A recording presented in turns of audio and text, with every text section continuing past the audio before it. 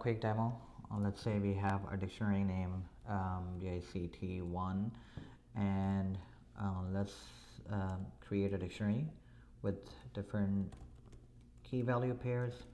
Let's say we are giving it a value 5, another is Hassan, and let's give it a value 8, and then let's proceed ahead.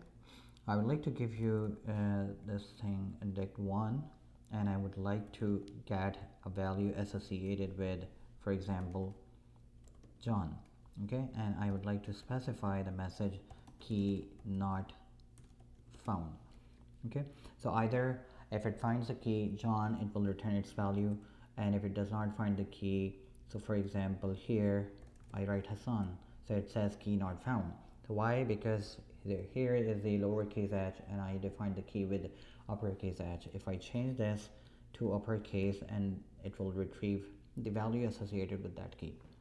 Okay, similarly, let's talk about this pop method, which is important dict1, and I'd like to pop. What I want to pop is I need to specify the key name.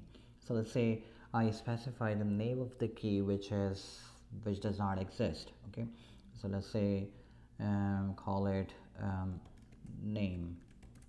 Okay, so let's see how it returns. So it is returning the key error. The key that you're trying to pop out is not found. So when I run the same thing again, but this time I'm specifying key to be removed is not found. This is the message that I want to display. Okay, so if the key is not found, so it is returning key to be removed is not found. So for example, if not this time I say remove Hassan, so it will remove not only the key Hassan but its associated value, and it will also return that value. So you see that the value is returned here. And now let me try checking the content of dict1 again, and you will see that there is only one element in this dictionary. Okay.